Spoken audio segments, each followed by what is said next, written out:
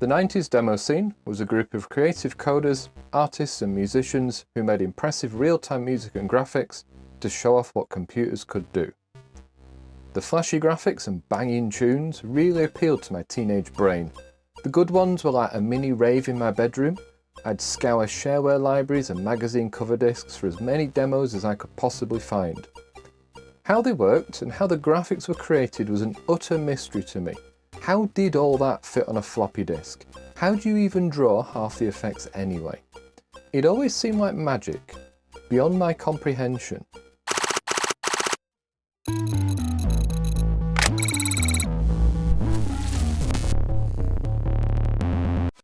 This video is sponsored by Brilliant. More on that later. You see, to me, DOS PCs occupied a special time in computing history. The machines were complex and powerful enough to do some quite impressive things, but not so complex it took teams of people to write programs for them. We hadn't yet moved to multi-core CPUs and programmable GPUs. You could still bang on the raw metal if you needed to.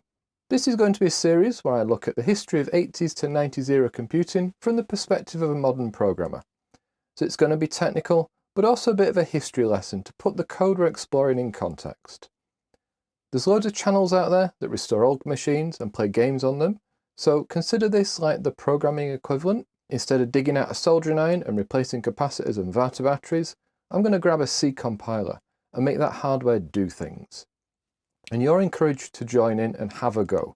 All the tools are still out there, and now there's 40 years of archived and scanned information to sift through. Did I hear you right? Did I hear you saying that you're gonna make a copy of a game without paying? Come on, guys! I thought you knew better. Don't copy that floppy.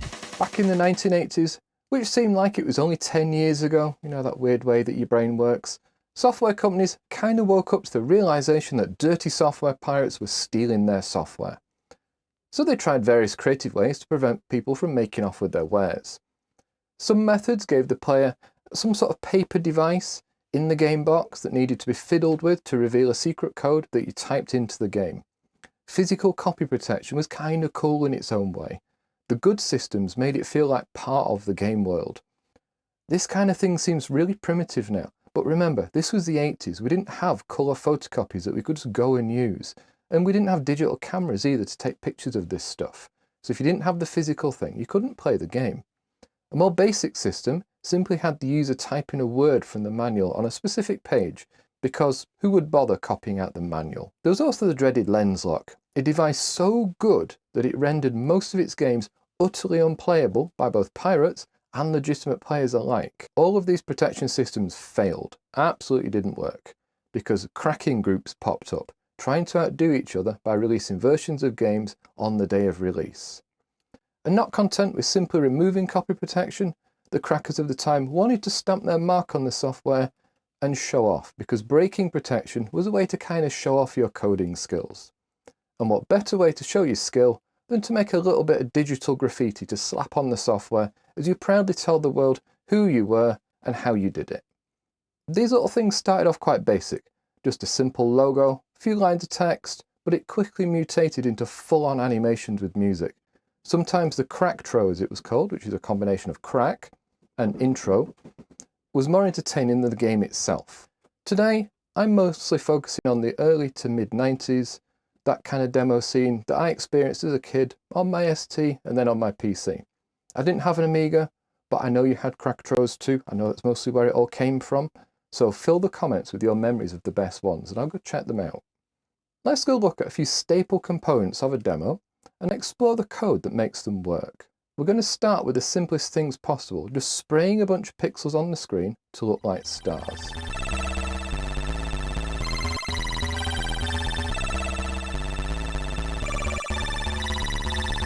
You couldn't boot up a pirate game in the 90s or watch more than 30 seconds of any random demo before some variation of this effect appeared on the screen. It was a sea of dots that moved across the screen, looking a little bit like stars in the sky. Often it was just background filler to hide an otherwise boring black screen, while something more distracted appeared on top of it. We had star fields that moved horizontally, vertically, then ones that span around, or came out the screen towards the viewer like you're flying through space. I think this was possibly the hello world of demo coding. It's kind of cool, Let's go see how it's done. How it's done is very simple, really. We first need to define how many stars we're going to have. I'm going to have 100. You have an array of X positions and an array of Y positions and an array of how fast each star is going to move. I've then got a kind of main function. It's got this piece of code here, which only happens the first time it runs. And what that's doing is for each star, it's going to randomly set the X and Y position to be somewhere on the screen. You need to use a long integer for this because it needs to be bigger than 255 because the screen is 320 pixels wide. But I'm then packing it into the top 8 bits so that I can do a kind of really cheap scaling effect with the speed. These numbers here I've just been messing around with. They seem to look okay, I guess. You can mess with them, change them to be something different. Then this is the main code that updates every single star. So it goes through every single star, gets its X position, adds on the star speed to move it across the screen a bit. We then move that back down by 8 bits to work out the actual screen position, and then I work out if it's bigger than the width of the screen, it goes back to the beginning and it starts at a new Y position. Then if the pixel is on the screen, we draw it, and that's it. There is really nothing else to this code. We're just spraying some random dots on the screen, moving them to the right a bit, and repeating that. And if they go off the edge of the screen, they start on the left, and they keep going across. This is the ultimate basic thing though. You could do way more stuff to this, like you can add a Z position for how far into the screen it is. You can remember to put your phone on silent when recording videos, that helps too. Or you could do things like make it all go to a point in the middle and move that point in the middle so the stars appear to like spin and move around the screen. In that demo that you watched before we came here, you'll see that the points were going in different directions or like rotating. So you can do all sorts of basic maths to this because it is just points on a screen. Now having just points on a screen is kind of the basics. So let's now go look at what you can do when you have more than one point on the screen.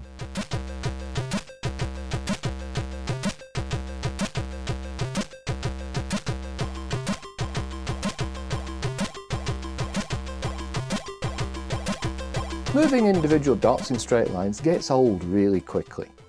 In more interesting demos, it's hard to ignore the large amount of visual stuff that just like bounces and wobbles its way around the screen. It's like nothing can go in straight lines in a demo. It's got to move or wobble in some sort of way.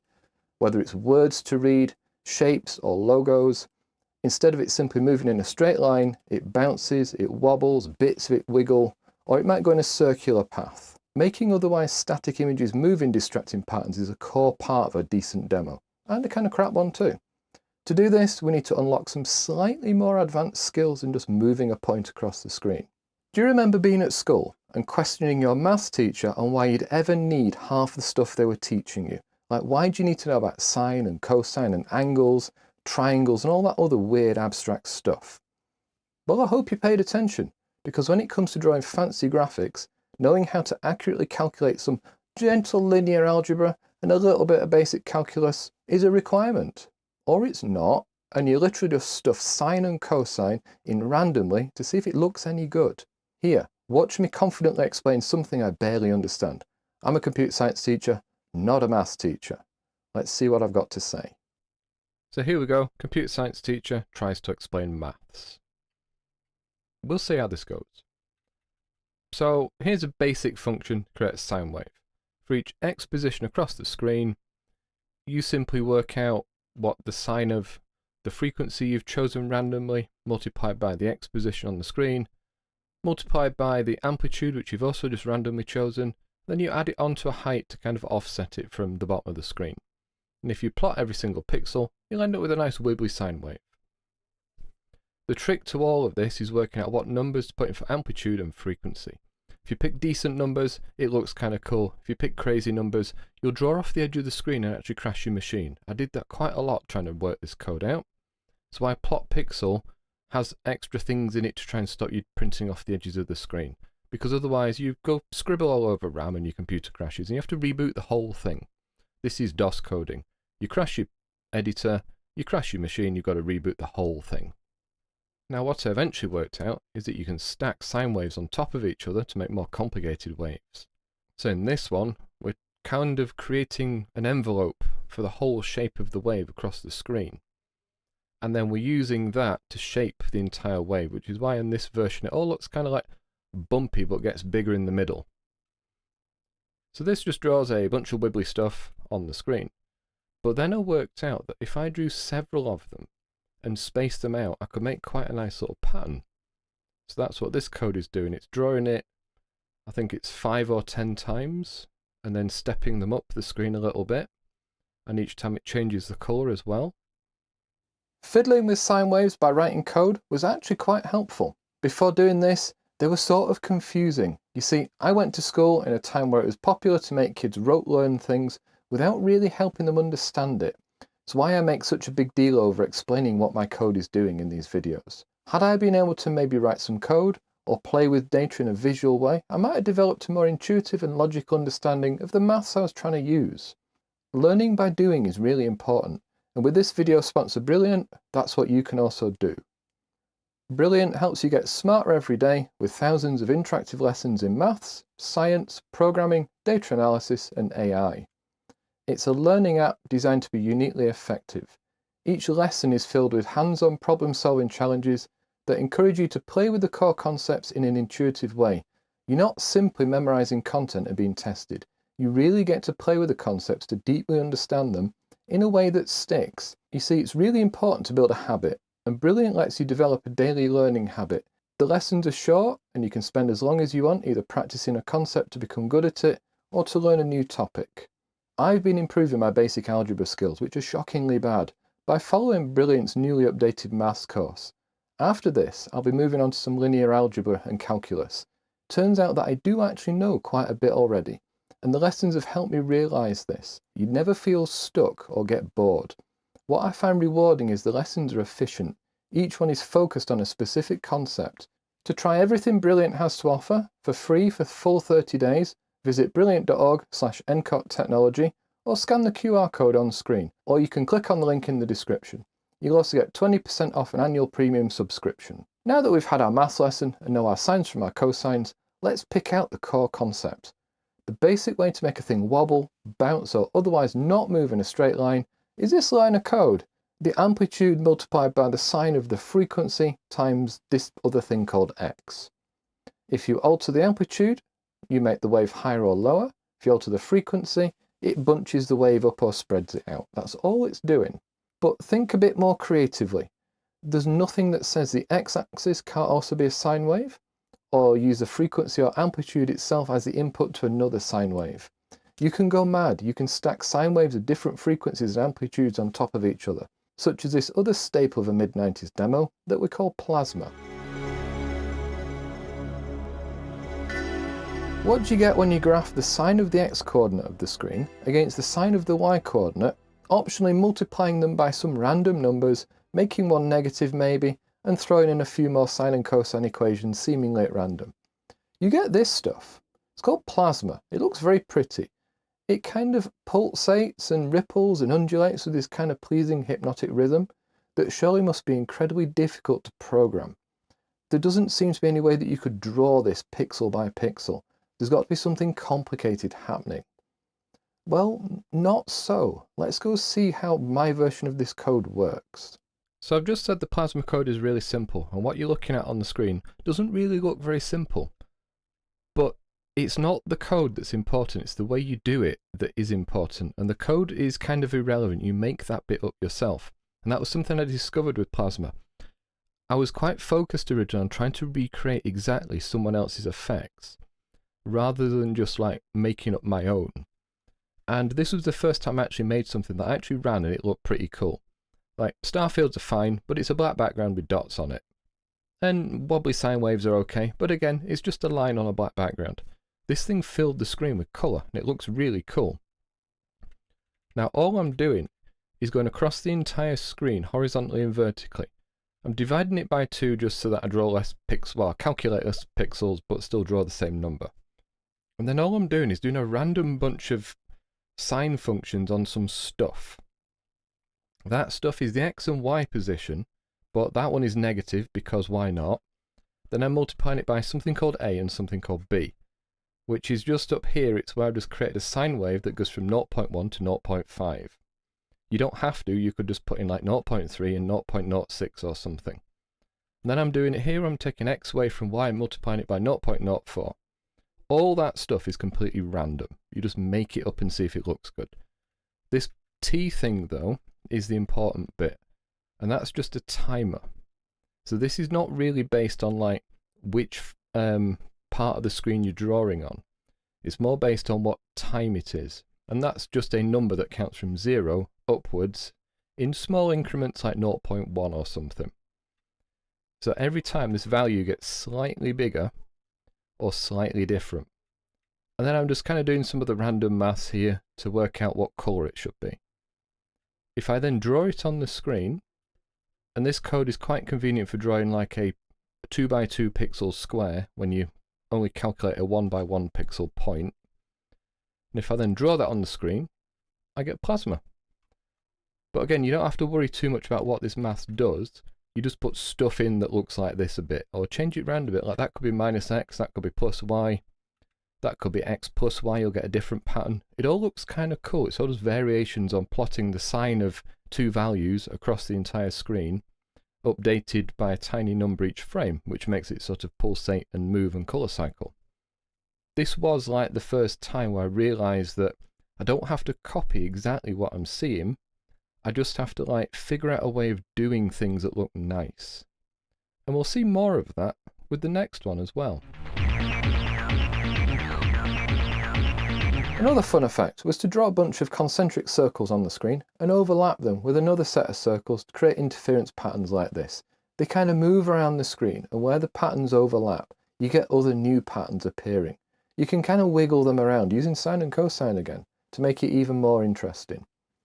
The code to make this work is much easier to understand than how to pronounce the name of it, which nobody can seem to agree on. Moiré. Moiré. Moi. So I won't try, but I will try to explain the code. So this effect has a bunch of code in it that I don't really understand. I totally just ripped this off. I think it was probably ChatGPT or something. We figured it out between us. It looks pretty. It kind of works. It's not quite what I'm going for. But it's the idea that you draw a bunch of concentric rings on top of each other, and where they overlap, you get an interference pattern. It's using square roots, which is why I upgraded my machine to a Pentium, so it could cope with doing square roots better. Little 486 was finding some of this stuff a bit difficult. And all we're doing is drawing some rings and then overlapping them. And the overlapping is just done by taking the colours away from each other, modding it with 2, and if it's an even number, we plot a pixel, otherwise we don't draw anything. Again, I've tried to like limit the number of pixels by drawing it sort of in 2x2 pixel blocks, which makes the whole resolution a bit too small.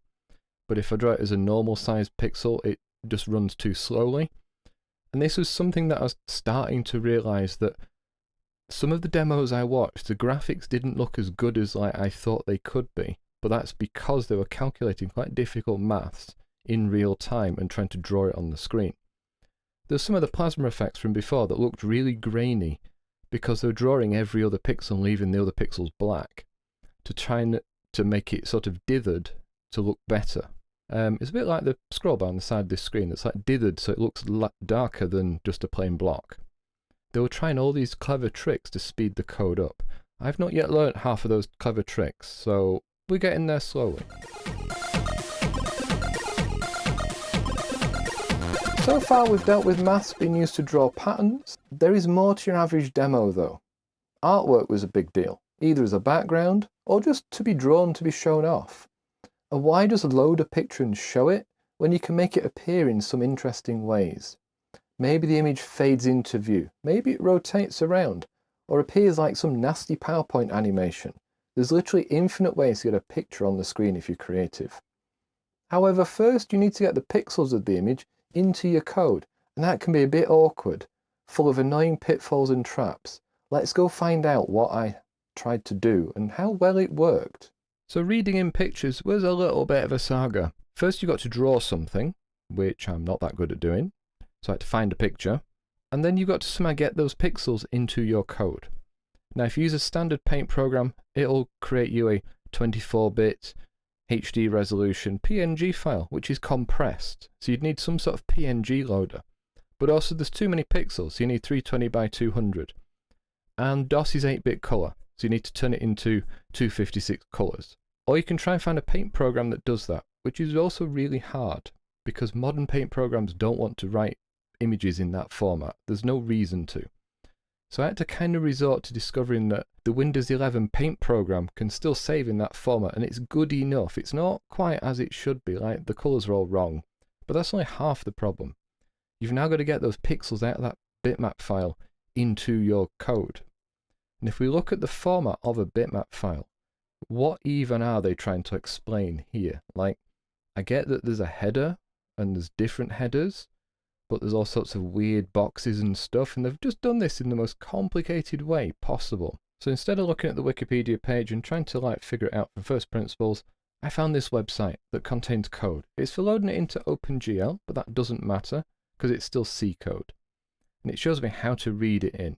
And it's just using malloc and fread and free and close, and there's a struct, and we read stuff into the struct, and it's all nice and easy. So I tried to make that work, and it didn't. It crashed really hard. To understand why it crashed, let's look at what we're trying to store. So we're trying to store this thing called a BMP header, which has got this data in it. Then we're trying to store this other thing called an info header that's got all this data in it. And we're also trying to store all the pixels, which are just blue, green, red, and then this suspicious empty one, which is obviously intended for alpha, but was never used as alpha, it's just empty. So in an ideal world, to read in a bitmap file, you first read in the header as a structure. So you just use fread, and you give it a structure to put it in, you tell it how big the structure is, you say read one of them things, and it just does it. Except it doesn't seem to work in Borland C++, to do with how it organizes a structure in physical memory. So instead, I had to read every single piece of the structure individually, one at a time, which was also in that OpenGL code that I saw before. I figured I wouldn't need it. The instructions said that I don't need to do this in Borland C++, but here I am, I do. So just one of those little things that trips you up when you're writing code and you spend half an hour trying to debug it. Another thing that got me is that when I allocate memory, I need to use far malloc and not just malloc, due to the way DOS works with memory. Also, you can't just read in a large chunk of data. You've got to read it in pieces and copy it by hand. And then bitmap files themselves have this weird padding at the end where they try to be in blocks of a certain size. Fortunately, that was all explained in the code that I was borrowing, so I didn't have to actually figure out any of this stuff too much. Now, when it does function, you can get some really nice effects. So let's go look at a couple of them. Finally, after much stress and confusion, with a bunch of pixels in RAM ready to be put on the screen. There's so many ways to do this. Here's two that I figured out. While writing this code and watching it later, I thought of several more ways. It's a proper rabbit hole. I had to stop fiddling and just finish. It's a case of not enough time and too many ideas. I had to draw a line, as it were, and stop coding to get this video finished. One method I worked out, sort of pause the image down the screen. It's kind of cool. And then this one does a type of interlace scanline effect to draw it line by line. You could reverse these and use them also to clear the screen, or use them to transition between different images. You could somehow capture the current screen with an effect that had just finished, and then use this to transition to another effect. A nice way to clear the screen, though, is to simply fade the picture out. Doing this is easier than it might seem due to the display using a palette.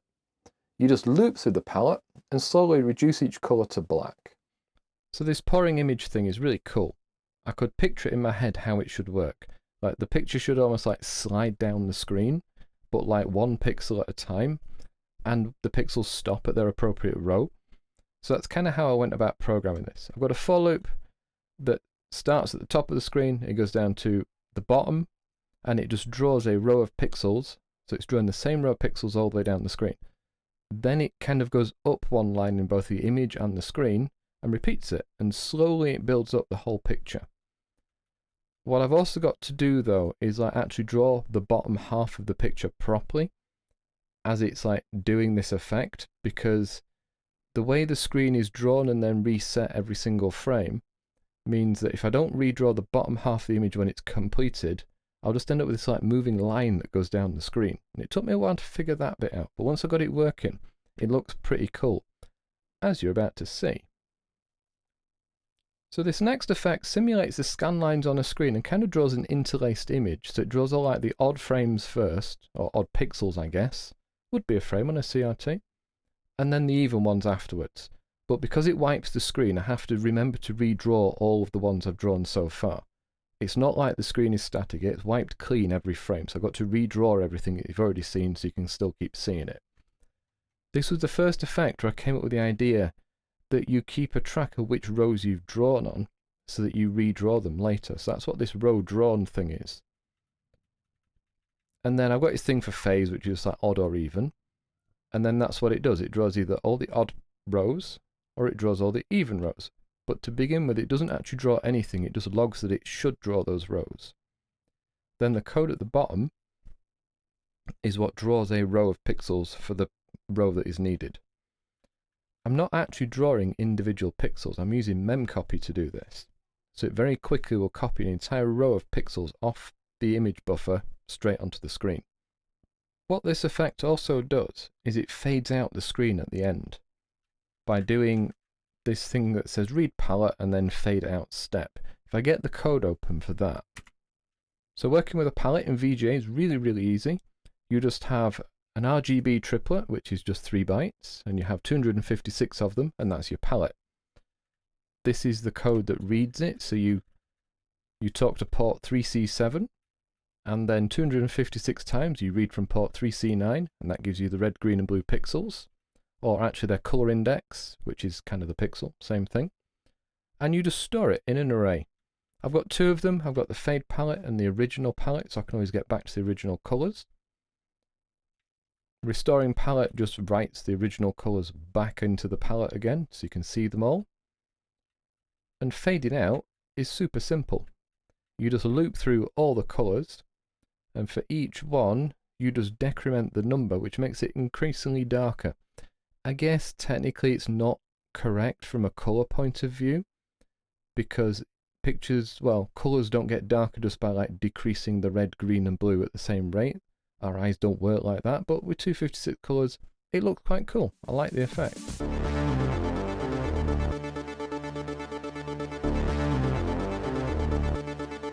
am not an atomic playboy. Because we have access to the actual pixels of the screen, we can use more elementary maths magic to rotate the image. Once again, this uses sine and cosine, because everything involving rotation does. And being able to spin an image does look nice though, and unlocks more advanced version known as affine transformations, which is totally something I need to investigate in the future. I think it leads into 3D display. However, a more fun effect is to zoom the image in and out, producing that wonderfully retro looking chunky pixel effect. I mean, it wasn't retro when this was being used originally, because that hadn't been invented yet. It was just the way you did it. And people were putting in loads of effort to reduce the pixelated look. Today though, this just looks old and cool. But what looks even more impressive is to combine rotating and zooming into the almighty Roto Zoomer. Look, it's some more of everyone's favourite PC demo again. It's like after this demo came out, everyone decided, yeah, we're done with 2D stuff now. Let's go do some 3D demos instead. It's been kind of fun researching the content for this video, because I got to re-watch lots of old demos. And my memory of DOS demos is actually really messed up, it turns out. I thought there was loads that I was watching. Turns out that I found it really difficult finding any demos apart from Future Crew ones. Before 1992, PC demos were quite plain. After 1992, when Future Crew wiped the floor with everyone else's efforts, demos turned into mini raves in your PC. Then just as quickly, everyone moved on to 3D rendering as the next challenge. It's like we'd done it. You couldn't do much more than roto zooming and pixels smearing across the screen and that kind of stuff I've shown you so far. Anyway, I like the roto zoomer, and actually seeing it working from my own code was really satisfying, because it's a visual thing that moves. Now, something that I've discovered that can either be really easy or really difficult is combining effects. Like, rotating involves all this maths. Zooming involves all this maths. But to combine the two together just involves this. You just divide these two values by the zoom, and that's it. You can now zoom and rotate at the same time. It's kind of not always obvious how to do things like this. Like, in a different part, I want to maybe fade out an image without having to handwrite the image fading code into every single effect that needs it. So I need to work out maybe a way of adding different effects together. So writing to one buffer and then modifying the buffer between each draw or something. But either way, here's some nice rotating and zooming code. If you set that to 1, then it doesn't zoom. If you set it to small fractional numbers, it zooms in or out. It's quite nice. Attach it to sine and cosine, and it'll zoom in and out and look really cool. But all we're doing is for every single pixel on the screen, we're kind of rotating it about the midpoint of the image using some fairly standard maths, which, if you've done rotation matrices and stuff in 3D, this is just a super simplified version of that, ignoring half of the other stuff that you don't need. And we're literally just moving pixels around the screen, and it just results in a really nice rotating effect. So I'm sat here just explaining how to make this stuff work as if I know what's going on. I had to actually learn these effects and figure out how they worked so that when they didn't, I could debug them. There's no way you could ever describe a malfunctioning plasma routine to ChatGPT. It's artistic and creative. You've just got to sit and work through the logic and code manually. I learnt most of it by trailing through pages of Google search results, digging around in Reddit, GitHub, and ancient forum posts long forgotten about. I was doing some proper digital archaeology.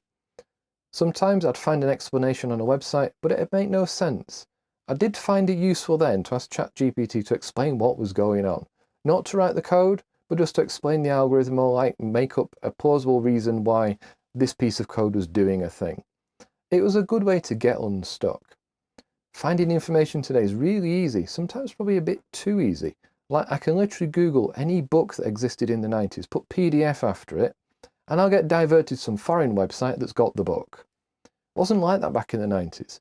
Some of the knowledge was available online, but if you weren't online, you couldn't have it, or it was written by people who weren't always the best at explaining themselves, or it was deliberately hidden because if you'd spent a week or more yourself figuring out how to do a rotozoomer in assembly, you'd maybe want to keep that knowledge to yourself. You know, the whole point of the demo scene, after all, was to show off your programming skills. It wasn't for sharing information. It's to get one up on your mates. So what people used to resort to was taking a demo and either sitting intently watching it to spot how things might be done, or they disassembled the code and worked through it instruction by instruction. This is, after all, a scene that came out of people removing copy protection from software. So the idea of taking each other's code apart kind of fits. I really can imagine people using a VCR to record a demo, then playing it back section by section, rewinding it, watching it again, watching all the frames to work out what was going on, and then disassembling the code to find that routine and understanding it. Wouldn't always have been obvious though. The way something appears on the screen is often not the way it's really working. Let's look at something that seems both really easy to do and also weirdly difficult.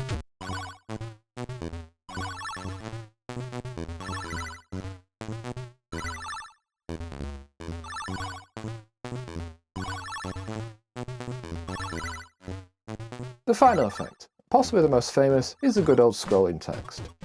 Weirdly confusing to program if you've ever tried. Think about it for a minute. How do you make text slide across the screen? Do you get each character, treat it like a sprite, and simply move it around? If you do that, how do you manage an entire paragraph of text though? Do you pre-render the entire message like a giant ticker tape and drag it across the screen as if it's on a conveyor belt?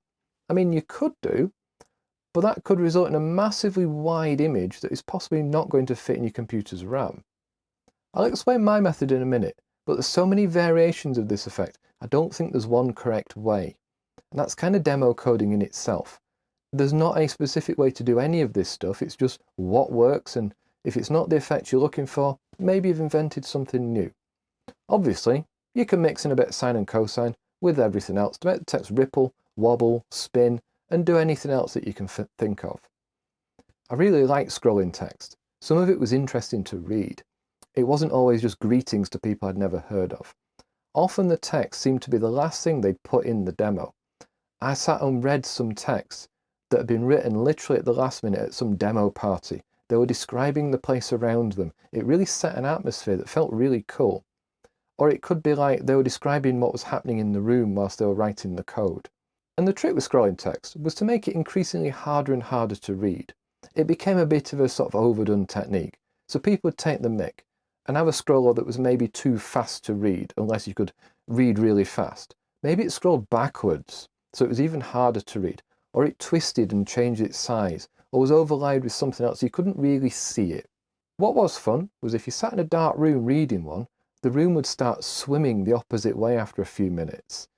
That mixed with the intense 90s techno tunes and flashing graphics produced an experience that it went a bit more beyond just watching moving graphics.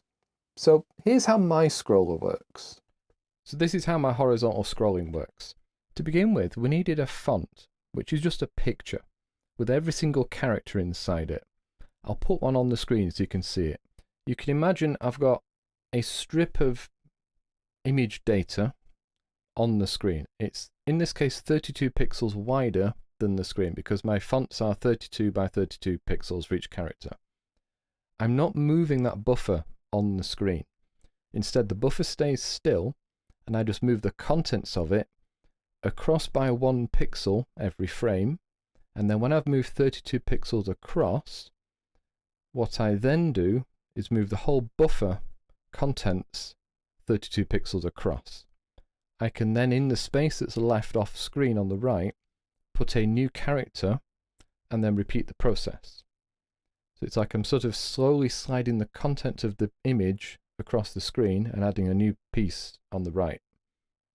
What you need is a buffer to store your text in, and then you need to know where you are in the buffer.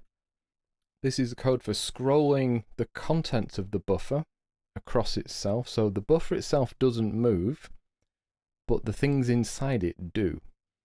So all I'm using is memmove to move an entire screen's worth of pixels to the left, in this case 32 pixels. That will leave the bit that's off the edge of the screen empty for me to put the next pixel in.